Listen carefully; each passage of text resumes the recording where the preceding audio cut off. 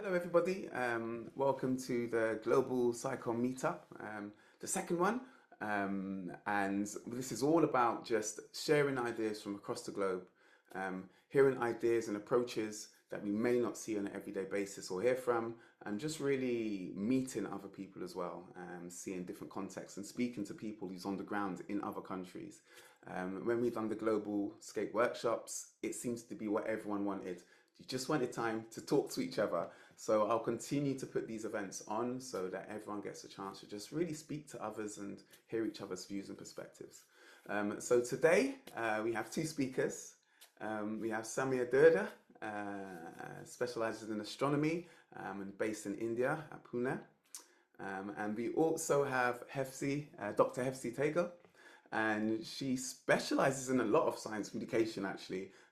Also wrote there's a big book called Communicating Science, A Global Perspective, and it covers many different countries, dozens of countries from around the world, talking about what science communication is like in their region. And Dr. Hephzi had actually written their part with her brother, and I didn't know that until I double checked and went, oh, so she knows a lot about science communication, and she has set up a company to do science communication. And so I thought it'd be important to hear from these two perspectives, two countries separated by 8,000 kilometers, to see how they're doing it and whether any of their approaches are approaches that you might find useful yourself. And you'll have an opportunity to ask them, how did you do that and how does that work? And maybe even take some ideas and try them yourself. I'm sure we'd be keen to see. So a few statistics that I quickly checked up between India and Ghana.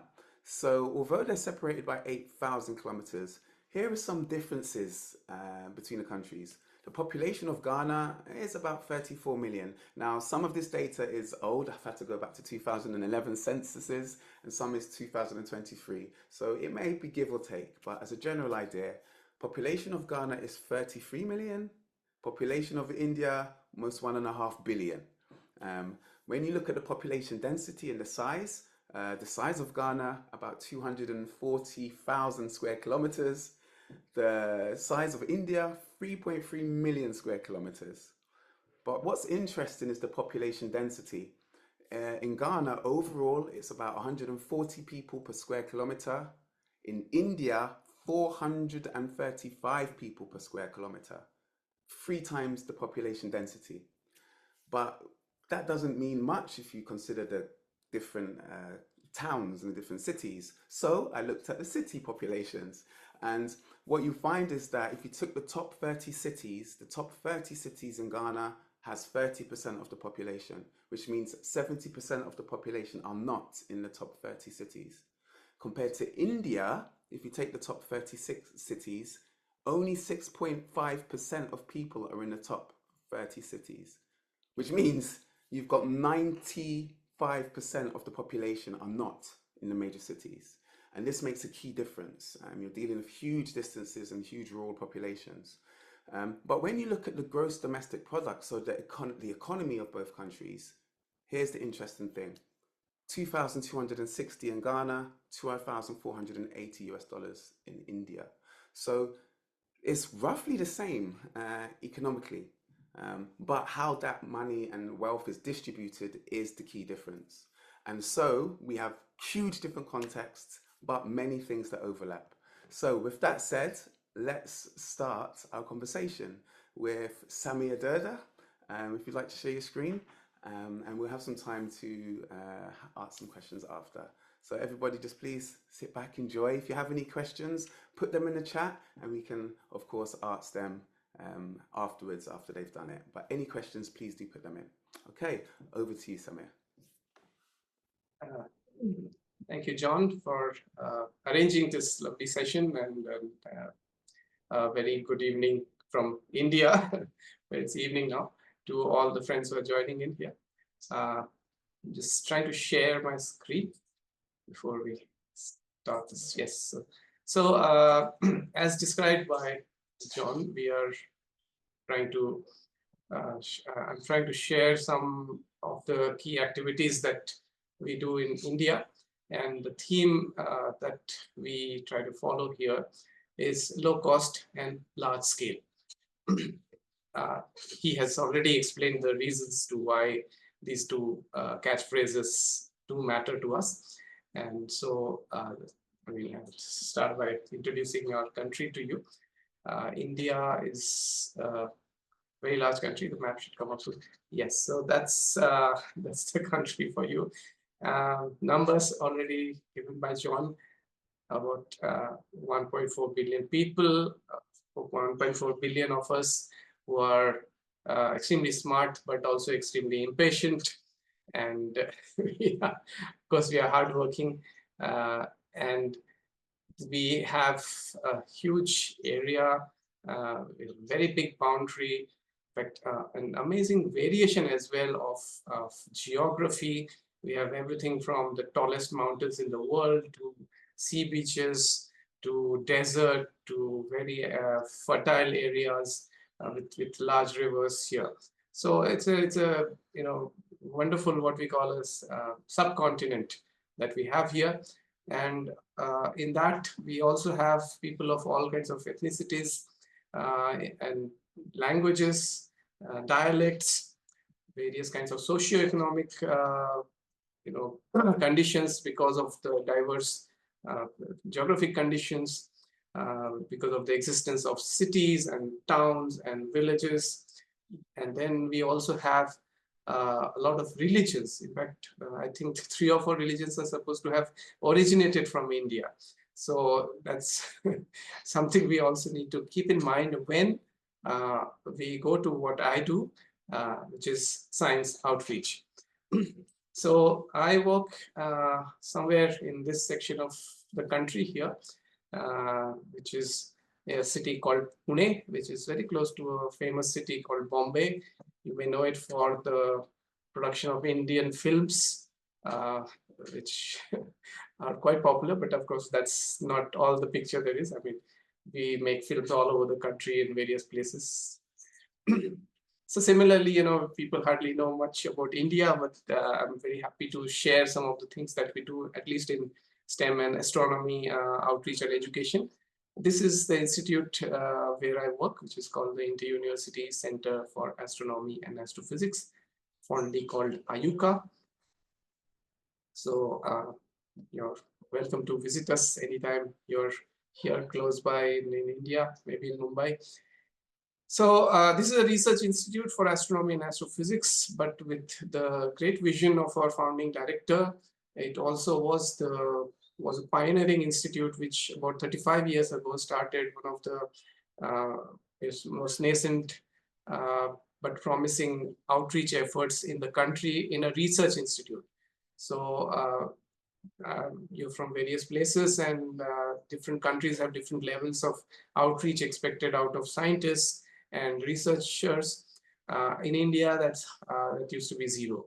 So despite that, starting a public outreach program, these kinds of primary aims, which covers most of the interests that could be there. So basic inculcation of science interest among students, especially the underprivileged students. Then motivating the ones who are brighter to actually try to take up research, and also to inform public about astronomy and its importance in society. Also in looking at it in a way so that it can inspire scientific thought and thought process, because that's something which should be the backbone of a logical, of an intelligent society, which knows how to take care of itself and go forward towards progress.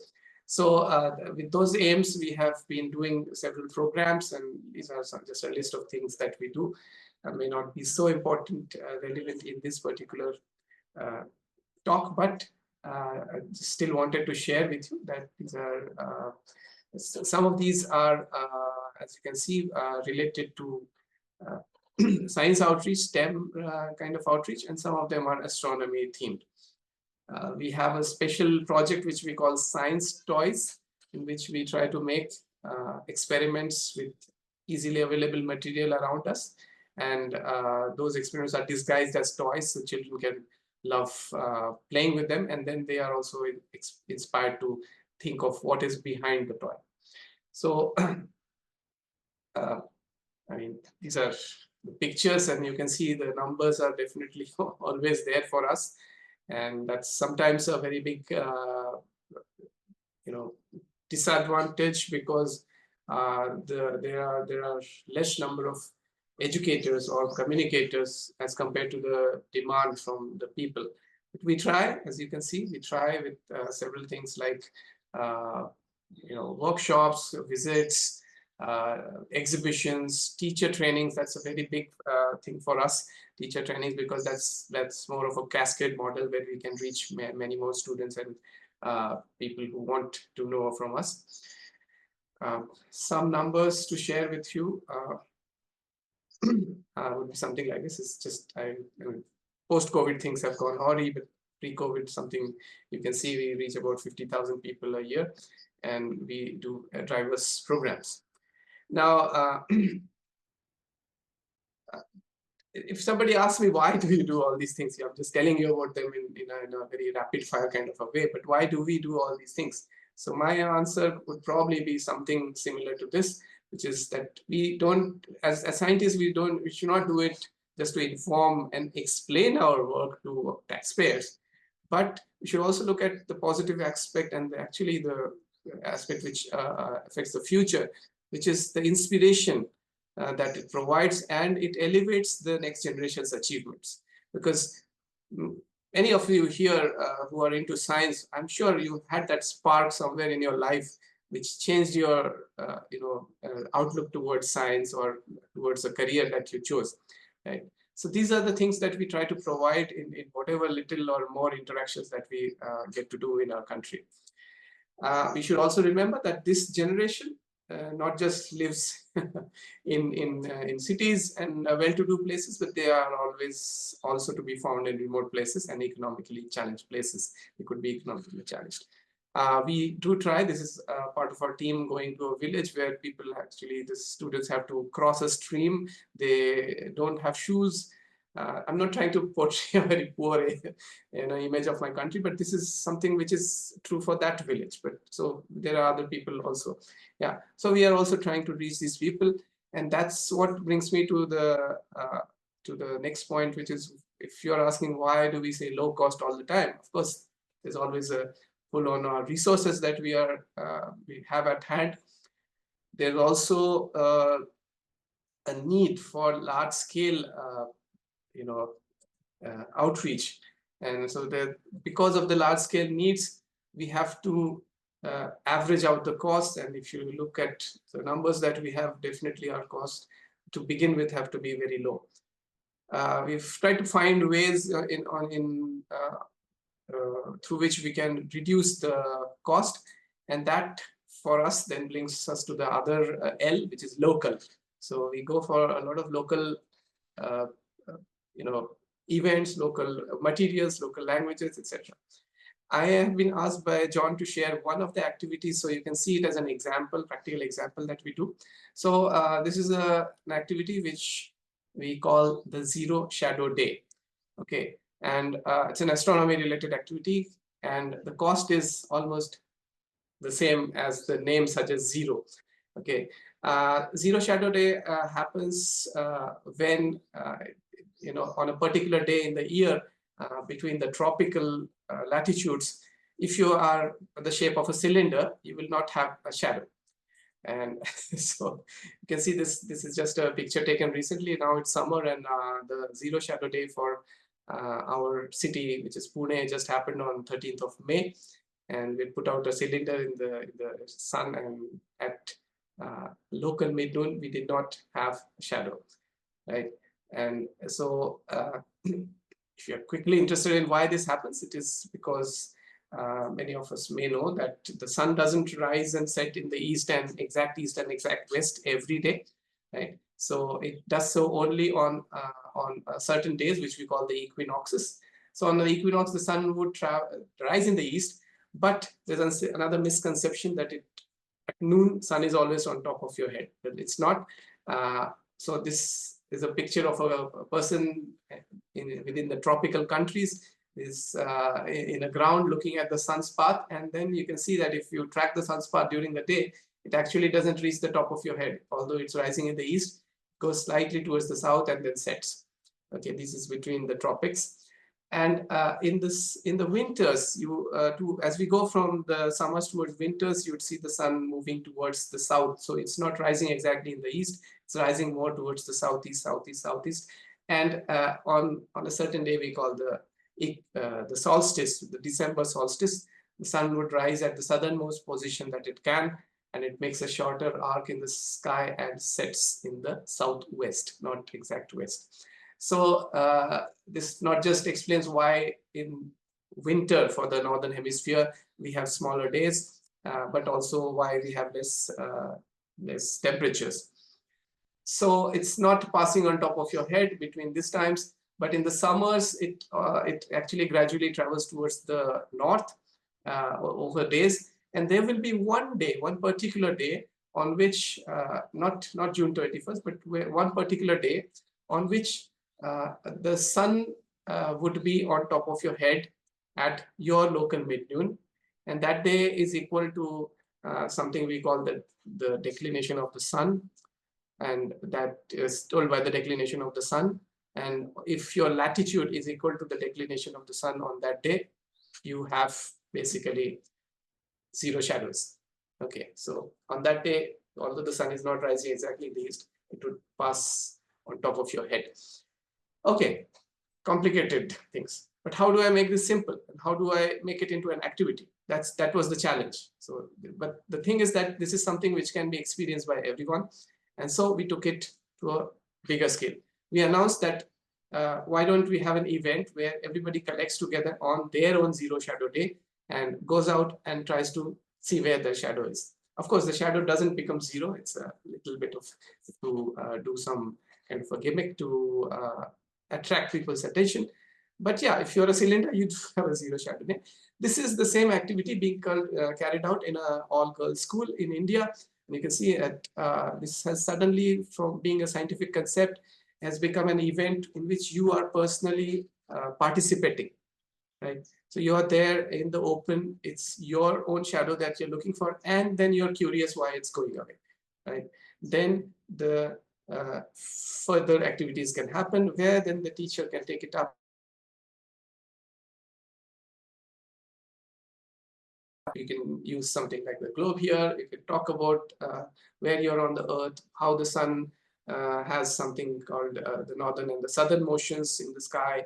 This very low cost and almost free activity can then be turned out into an outdoors kind of a classroom session where the geography teachers can take up a globe and then talk about seasons, talk about the Earth's axial tilt, and then how it goes around the sun, having the axial tilt in the same direction, etc. That's thing for teachers. Then it's also a great event for astronomy communicators who can then go out and talk with the public. You can see here examples of people just putting out random things, including fruits and vegetables, etc. Outside and just enjoying. Everybody's enjoying it, but they're also learning something for free. This as low cost as possible. Some people have put out telescopes with the solar filter so they can also see the sun. That leads to other conversations. Then they could become interested in astronomy. They could keep in touch, and the media also laps it up. It's very popular amongst media persons, so it's a win-win situation. Now I'm presenting this particular activity here because we have friends who would be from tropical countries. So I have been mentioning that this is something which does happen only between the tropics of the Earth. And you can see this belt which is here, this gray belt that you see. So it does not actually happen all across India, although we have fun doing this activity. So it happens between 23.5 degrees latitude north to 23.5 degrees latitude south. Okay, and so, but then let's not discount it as only a small portion of the Earth, because if you look at it, it happens in 100 tropical countries, and there's a list behind here, and that kind of represents the 40% of the world's population. And there are so many creative things that you can do with this very simple effect that happens there in the sky. And then you can also see that you can make your own ideas. So somebody made cut out sun on 2 cardboard pieces, and then they made parallel, and the light coming through them forms the letter sun only when zero shadow days. Yeah, so you can find out various things to do in your own community, in your own country. And all these countries that you'll also notice are countries in the tropical belt, which is also considered to be the developing countries belt. Okay, so this is just an example of how such an activity can appeal to everyone. We are trying through the International Astronomical Union also to propagate this activity and make it known to all our colleagues across these countries, so that they can take advantage of it and just do this activity by themselves. Of course, sharing an idea is not enough. We have also gone ahead and made some resources. So if you want to join hands, if you want to do it yourself, you can just look at the Zero Shadow Day webpage that we host. The Astronomical Society of India has a Zero Shadow Day page, and you can search for this. Or this is the link which you can also find slightly later. I can type it in your chat box. You can also look for ZSD app. ZSD is the short form for Zero Shadow Day, and we also made an app with this. One of our colleagues has made an app in which you can have a map. If you install the app from this is only for Android. So if you have an Android phone and install the ZSD app, and you can actually click on your own place or any other place and find out when exactly the Zero Shadow Day is. If you're not on the equator or the exact tropics, you'll always have it on 2 days. So there's also a backup chance for you to do this activity. So you see that it's possible. So go ahead and feel free to use this activity in your country. So yeah, so we have been doing a lot of other things which are again large scale and low cost, which is a perfect combo for us, for our country, and for many other countries. We have activities. Again, you can see probably this cycle is getting your attention first. So we've been trying to find out ideas for a mobile lab. So in many countries, we try to find vans and things like that, which would travel from one place to another. These plans always fall short of funding, because you have to fund the van, you have to fund the fuel, you have to fund the driver. But why can't teachers do this? So we've tried to find out what small experiments, low-cost experiments, can be fitted on a cycle, which in itself is a great lab for physics. Yeah, the teacher could just assemble it themselves from the instructions, ride it to a school, park it there, and start their lab.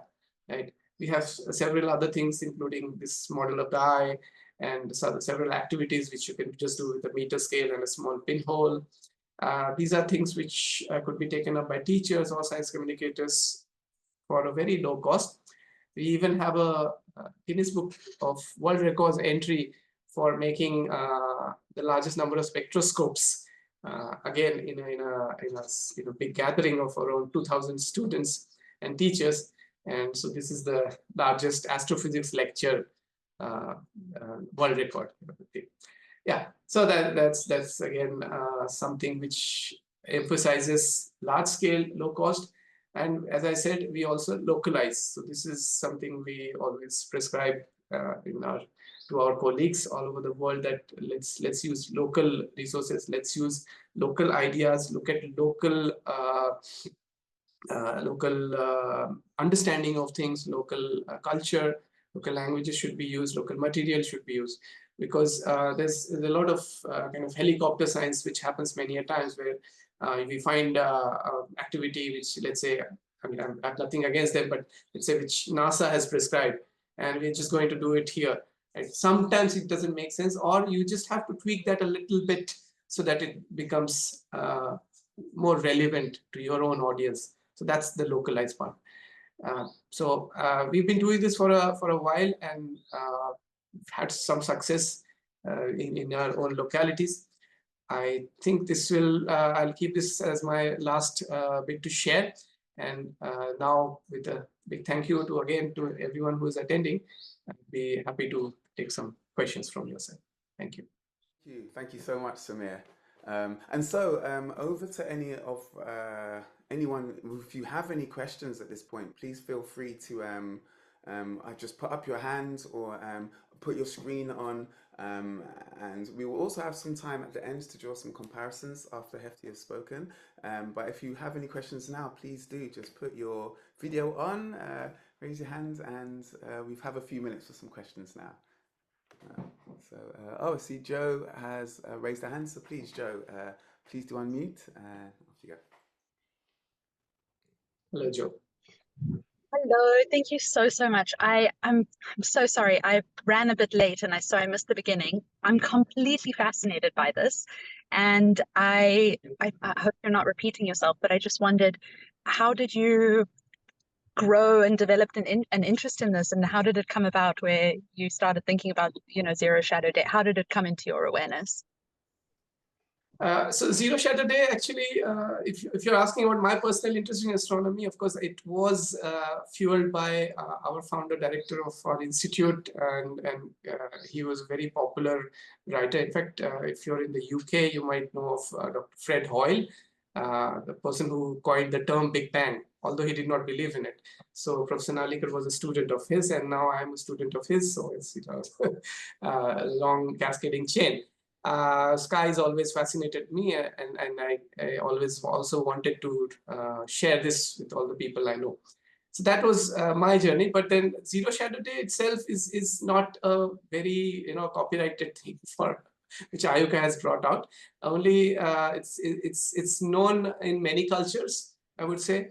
I even know that there's a place at the same latitudes, Hawaii Islands in the USA. So the Polynesian people there, they call it Lahaina Noon. And they do know that the sun doesn't always pass on top of your head. But on certain noons, it does do that, and we get zero shadow. So it's something which was known, but we wanted to develop it into an activity. So that's something one of my seniors actually had a big role to play in. And he found out the exact, the equation for this, and then how to calculate it for different cities and all that. He made that calculator, and it was more of a summer project kind of a thing that we started this with. So we would get some students, and they would experience this, and then we have what I called what I told you about, the Astronomical Society of India, which then we joined hands with, and we developed this as a national campaign, and we're doing this every year. We put out the word, and with the app which was developed, it became an excellent tool to find out their own exact Zero Shadow Day at their own place. It works at any place around the tropics. So I'm very happy if anybody else would love to join this. Hope that answers you. Answer. Thank you, Samir. And we've got time for just 2 quick questions, and we will only have like about 30 seconds for each one. So 30 seconds to Sure. me. So Veronica, and then Larry after. So Veronica, please. So my question is about your reach, basically. I think obviously population density helps, but how do you actually manage to reach a large a percentage of the population nearby with 50,000 visitors a year? Or like, I'm overwhelmed because we get like 400 visitors a year where I live, but I think that's also low population density. How do you manage to reach so many people, and is that also actually a large percentage? Yeah, so we have various modes of working. So of course we have to work with the people around us in the city here. It's a huge city with about 2 to 5 million people. That's a big range. Some of these activities, as you would see, there's something called Science Day, interactions workshops, second Saturday lectures, and public programs. They happen for the people in our city. But we have collaborative events with the Astronomical Society of India. We have workshops outside across the country, and with the better reach of the online medium nowadays, we can have much more reach across the country. So so that fraction, as you can see, this green fraction here, And the blue fractions of about 20,000 a year we can reach through online or in-person workshops across the country. This is just our institute, but I always say that this outreach is not somebody's single person's achievement. It has to be done over a network. So that's another thing we try to strengthen in India, the STEM educators and the communicators network. And John and been in several projects which also have been trying to support with content developed for them. Thanks. Thank you, Samir. And for our final question, it's over to you, Larry. Hello, Samir. Hey, Larry. I'm curious about what you recommend for teachers, outreach, whatever, once you get past 23 degrees latitude, the people who are farther north or farther south. So my question has two parts. One is, they don't have a zero shadow day. So what do you recommend for people outside that zone? And also, do you ever coordinate this zero shadow day with people out of your area in order to reproduce Aristophanes' measurement of the Earth? Sure. Okay, about 1 minute for this answer. Yes, half a minute. So we do encourage everybody to enjoy this. And you saw half of India is not covered by this, but they do enjoy the fact that there's such a day that's happening at other places. And we have put schools in touch with each other who are beyond the tropic and on the southern side as well. And Eratosthenes method has been tried out by several schools.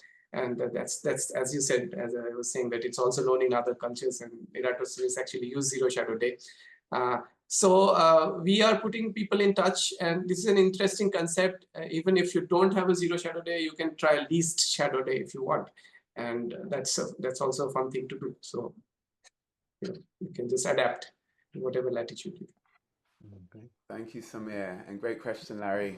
And Samir, I believe there is also some questions maybe in the chat. If you have any more questions, please do put them. Yes, I can reply them there. Yeah, Samir can. Thank you very much. Thank you. Okay, so now we're going to go over to our next speaker of today.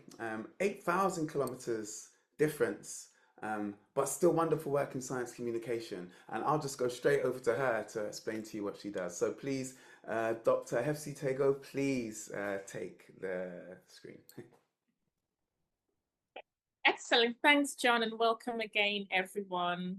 I'll jump straight in. So talking mainly about science communication within the Ghanaian context, and I will have slide overlaps, but it will all come together at the end.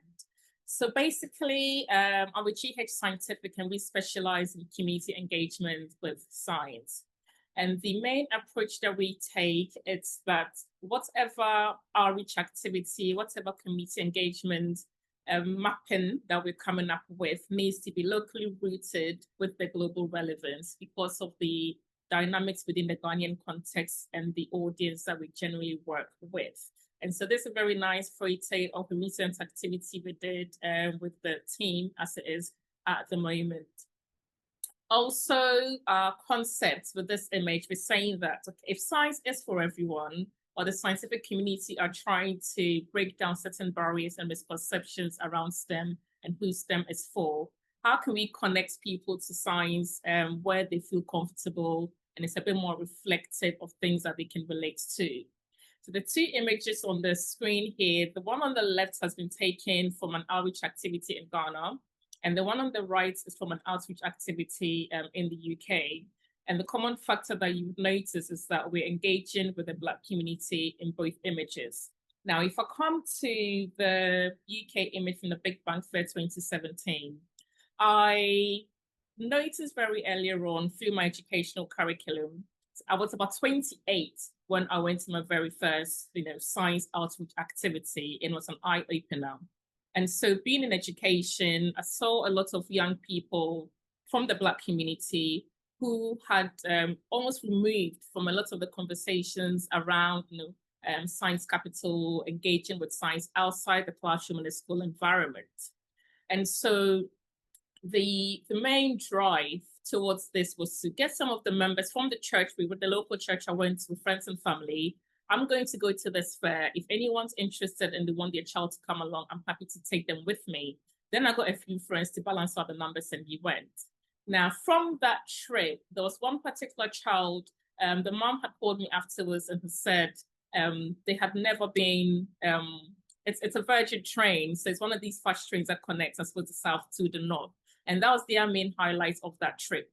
Now, I cycled back to the activities that we do in Ghana, bearing in mind we're working with certain targeted communities. In that, the nation itself, in as much as it's perception that a lot of minorities prefer the STEM professions because it's almost security when it comes to employment and it comes to jobs. Local data suggests that many parents do not actually want their children going into STEM careers. Reason for that is it's perceived to be expensive. And so the fees that I would pay for a university program where it's STEM related, as opposed to the fees that I will pay for a program where it's art related, from the parental financial point of view, I would rather discourage my child go to do STEM programs and move away to other subjects. So that in itself is quite enlightening. So a lot of the programs that we do, it's really targeted towards the problems on the ground, not necessarily saying everyone should be a scientist, but what awareness can we raise so that we break down some of these barriers and these perceptions locally or globally. So at this point, I should probably introduce myself. So I'm Dr. Hephzi Tagoe. I consider myself a scientist and an educator. And a lot of the times I prefer to not do the work. So I'll go have fun instead and just have fun. Now that's supposed to be a molecular paracetamol on my head. And then of course the usual props that we use for outreach activities and the giant dinosaur. That was the very first time I experienced science outside traditional classroom environment at 28. To put that in context. So when we're coming to our activities, we're taking the approach of a science communication, yes.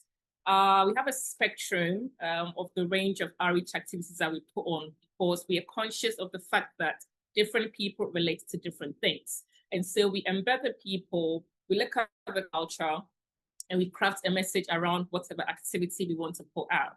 So it may be that if it's Space Week, we're trying to see who can give us money for space activities. We liaise with people in the field and we say, right, let's come to the drawing board. What space outreach can we put out? If it's Mental Health and Awareness Week, we go to our psychologists, neuroscientists. So we do a broad range of activities just because there's a long way that we need to go with our audience and the misconceptions that we're trying to break down. And so going to the local cultural level, it can look like science experience days where we're encouraging university labs or hospitals, etc., to open up their doors. It can look like field activities where we're going out into communities to engage with the locals on the ground. Because as well, we're conscious whether it's engaging within the Ghanaian context or engaging the minority communities in the UK, parents are heavily influential in what is allowed in the home and what children can even consider exploring, etc. And so it's always important that we bring in community leaders, we bring in decision makers, etc. in some of the activities that we will have to carry out. And so it can be going into schools, which comes with its own challenges, which I'll touch on as well, and general citizen science, and also trying to work with professionals. So we, as I said, our activities, we don't really have a niche. It's just science communication in general targeted at within our context of our cultural environment. So we will tailor activities to primary schools. We will tailor to junior high, senior high, postgraduates, undergraduates, and the professional communities as well. And it's all around capacity building within the sciences, similar to what Samir had shared. It needs to be creative, low cost within community cultures and environments that our target audience will be willing and happy to welcome you and open their doors to listen to what you have to say in the first place. Okay, so I've touched on a few examples of the things that we do across these various areas and then come to where we hope to be going to next. So within the primary school, it's all around curiosity, the power of curiosity, just getting children earlier on to embrace them and not be, don't shy away from it. And so we have things like the science book tour.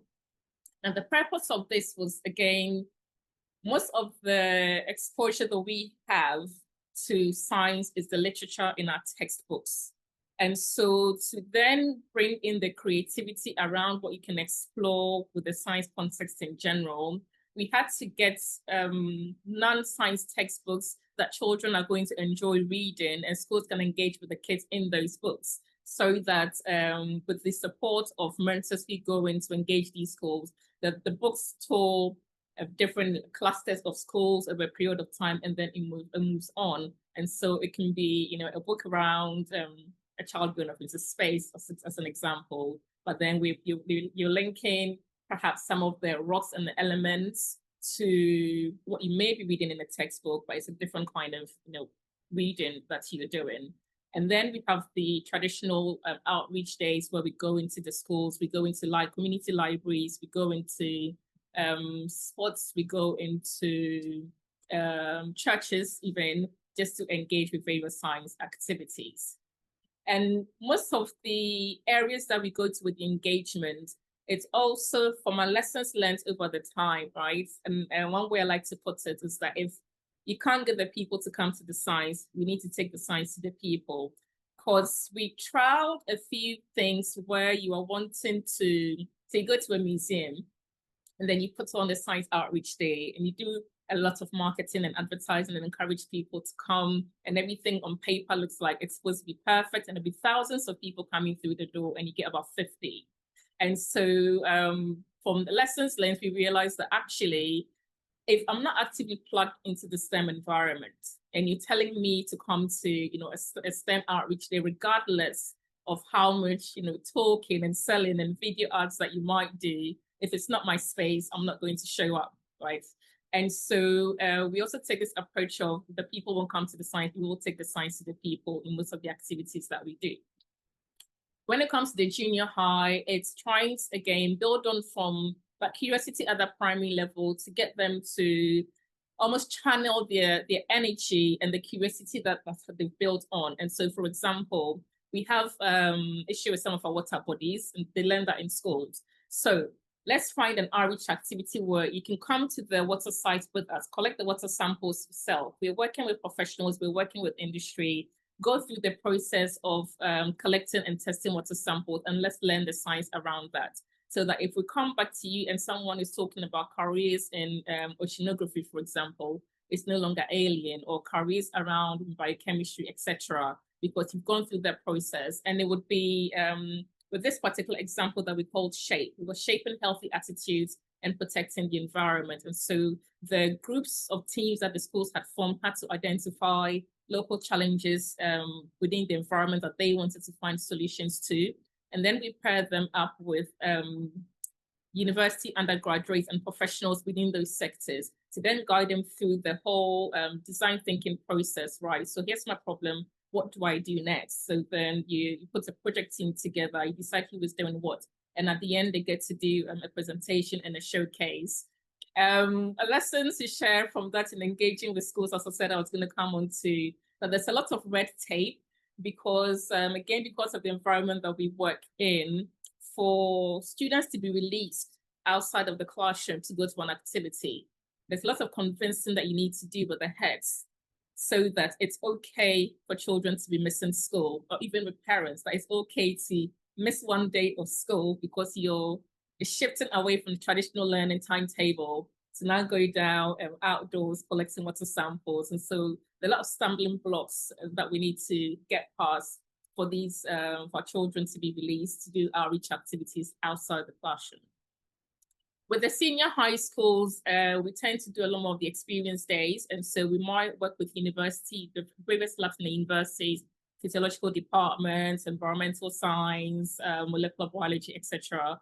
Open your doors. The students come in and they go through various stations. We set up different activity stations in partnership with these universities, so that in their groups they can go around and sample some of these activities.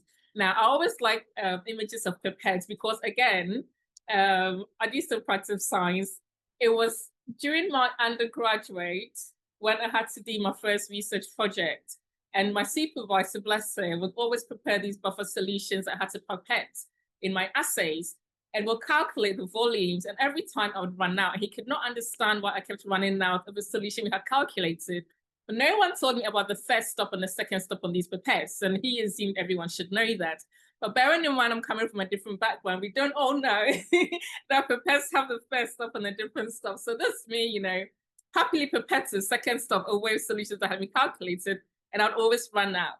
So in as much as some of these, you know, outreach activities may seem basic or may seem always like the marshmallow and the straws that we put together, in some capacity building, you know, workshops, you know, others argue that we need to be doing a bit more, you know, advanced engagement. But I always come back to the basics and say, you'd be surprised how many people, in the case of the pipette, do not know it has 2 stops, right? So if they're non-molecular people, pipette has 2 stops.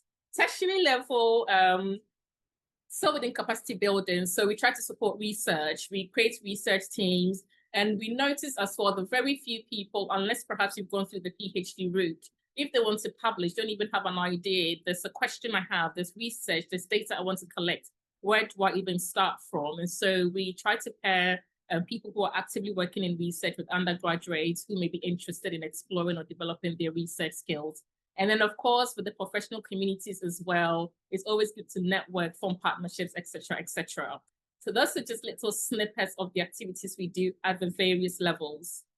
Now, in the wider context of the general public, Ghana is rich in its culture and when it comes to music and arts. So a lot of our public community engagement events needs to have a strong element of music and arts. So, for example, we put on an exhibition that had documented the evolution of medical research in the country over a 60-year period, in line with when we were celebrating our Ghana at 60. Now, we needed our artists to work with our scientists to capture the information accurately. There was another stumbling block because, again, we noticed there was a hindrance where we still have the traditional mindsets of senior level professors who feel I can't have conversation with an artist because we don't belong in the same spaces. So it was one of the most challenging projects we had to work on, and was running for 18 months. Eventually it did work. And so we had various, you know, research areas communicated through music, through art, through paintings, through sculpture, etc. It was beautiful. Unfortunately, it was launching just around the time the COVID had to hit. And so not everyone got the full immersive experience that this particular project was supposed to have. We also partnered with the Museum of Science and Technology, because again, it's a building, it's beautiful. No one goes there because why would I if I'm not plugged into the space? So again, we're intentional with the spaces that we choose to run our activities in so that you're not isolating a large chunk of the population. And there's a lot of work that had to go around that. The pieces were supposed to tour nationwide, but then they went into COVID and we had to pivot and put it on TV. And it launched a TV program that ran temporarily as a form of you know, engagement competition, etc. And we left the pieces that could be left with the museum. And so in terms of engaging the community, that is where we're trying to do a lot more work on with the general public, because then we have our great grandmothers who come up with have been part of traditional medicine, as an example, for years. And then we have the parents, we have the children. We're trying to demystify the whole idea around STEM in general and trying to explain a lot of these concepts using science so that it's not taking away too much from traditional concepts as well. So 3 years ago, we started SciFest Ghana, still in partnership with the Museum for Science and Technology, again, to try and get more people into the space. Backtracking a few years ago, it was actually under threat of closure because no one goes there. But we're trying to get the scientific community, and with a lot of activities that we consciously do in the museum now, we're starting to see a lot more footfall and having lessons learned around partnerships, etc.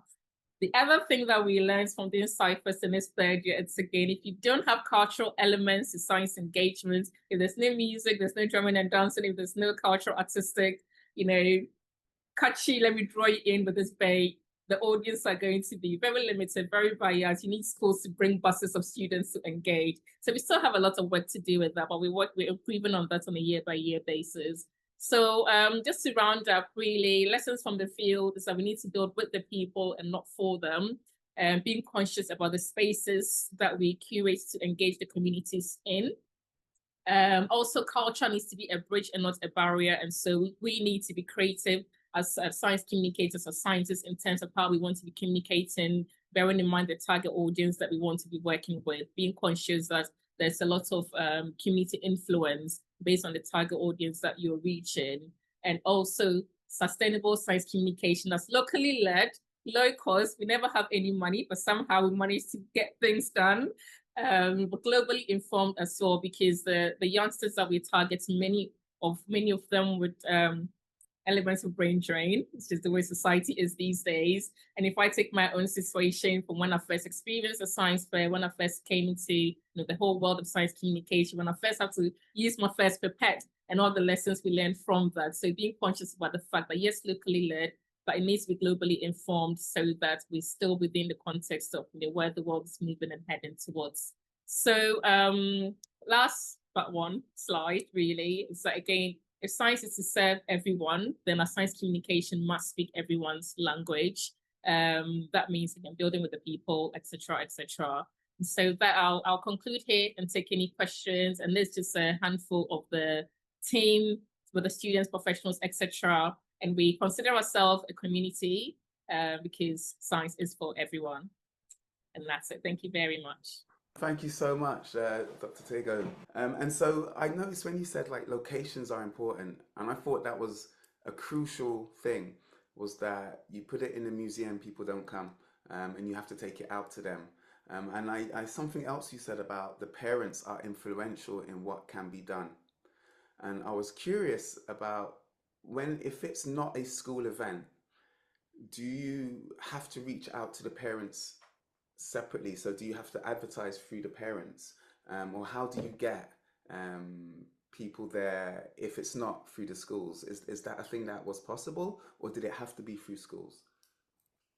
So no, they don't have to be through schools. So it's usually through the networks that we have built over time. So as and when there are events on, bearing in mind I have an educationist hat as well, I do have access to children. So there's a slight bias there. So one example, we did an alternative science careers event.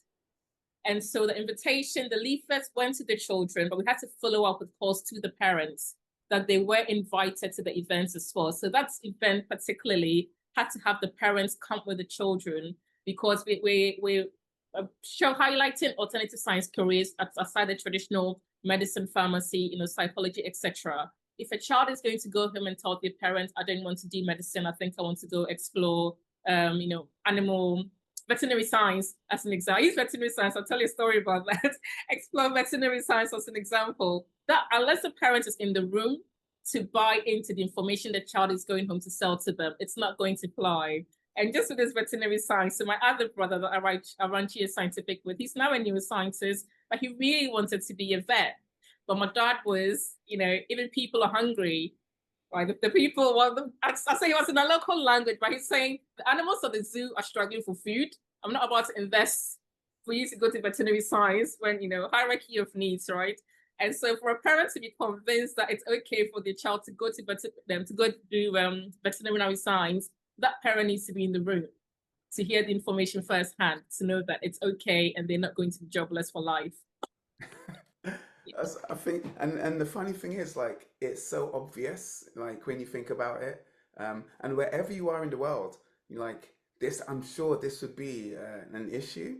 And so like, I think we've got no questions now, so I think we can open the floor to questions that cover both. I think there's a question actually from Rachel, and it's, do you do any science and music joint work at the festival, or are they completely separate offerings on the day?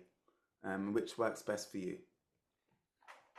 So the only joint science and music projects we've been able to pull off successfully was the evolution of science, because we had nice, welcome funding for that. We had money to spend. Now we don't. But it's not something we tried a small scale one initially with students where they were supposed to find a concept and come up with creative ways to communicate that using arts and culture. Most of it was music, like the rap that John Chase has been doing. And so they'd done a periodic table music, they had done whatever concept that they wanted. And then that's where the initial idea came from, with the upskill, then going on to put scientists with the professional artists. So those are the two times that we've trialed it. But for the Science Fest itself, as I said, it's now in its third year. We are needing to work, we're wanting to work more with the producers in the music space. And it's not that simple, because a lot of people in where we are still see the bridge between the sciences and the arts. So there's a lot of work that we still need to do. And we need to get in their space and convince them so that they can part. There's a lot of funding for music festivals, by the way. No one is going to fund us for science, but we get funding for the music festival. So that's where we need to go. Thank you. A good answer. And yeah, and I think there was something to say. So bringing in both now to Samir and Hephzi, that thing about funding and how you can actually afford to do the things you do, are these, and so there's slightly different setups here. So Samir, you work for an institution, and so I suppose there's funding or ways you can access by that. But Hephzi, you've set up your own organization, but you partner with institutions. And so I guess in a way, Hephzi, you would partner with an institution like Samir's, and Samir, on the opposite side, would you partner with groups in India like Hephzi's that have set up their own company, or do you go directly as an institution? So how do you kind of garner support? Who do you rely on to deliver your product? So I'll say that to Samir and Hephzi, and let you both give, and we'll say maybe 30 seconds, because we'll go into some breakout rooms after just to talk about some other context. But yeah, so Samir, please. Sure. So I'll start by congratulating Hephzi for her excellent work that she had started, and also is taking to a higher level where actual engagement is happening. So yeah, you pointed rightly that I work for a government organization, but the funding is not so easy to come by, because most of our funding is for research and for enabling universities to do outreach. So there's a small team which can develop resources, but then taking it to large scale, we definitely had to reach out to networks across the country.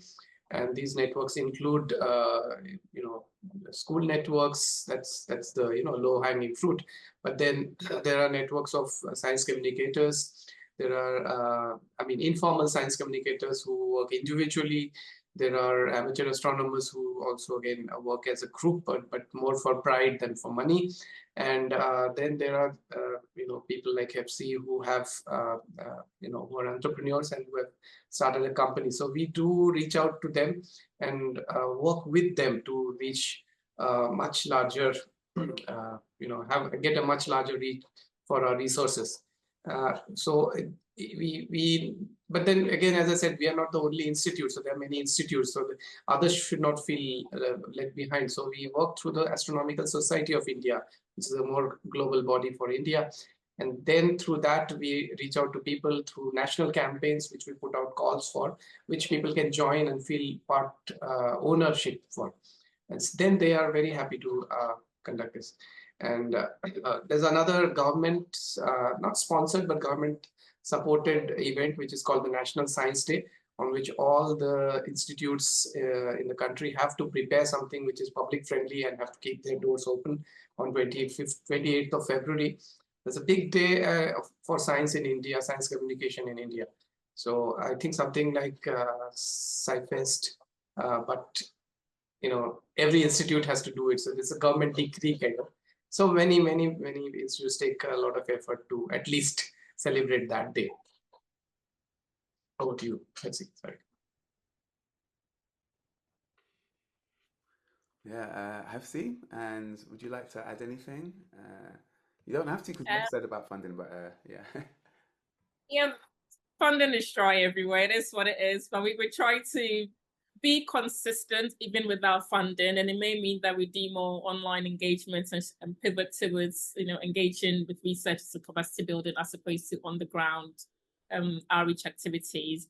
But over time, we build up a library or a store of outreach activities as well, right? So as and when the funding come in, but I think we're able to navigate that because, as I said from the beginning, we're not niche in a particular outreach sector.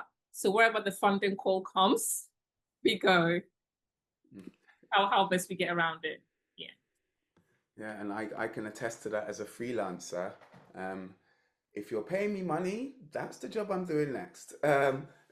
Because it's the reality. And it's different from having project work where someone's got an agenda and you fill it. It's more, you have this freedom to kind of fill gaps, achieve your goals through others trying to achieve their goals. And but sometimes, you know, if you want to achieve your own goals, you have to put in your own time and effort. And I think there's a lot of that going on around the world, maybe to different extents in different countries. But I guess you guys would know that more from based on your own contexts. So everyone, thank you so much for attending the Global SciComm meetup. It has been amazing, and hopefully see you in another 2 months, unless I get round to making them more frequent, if there's enough interest. But thank you so much for being awesome and joining in and sharing your perspectives.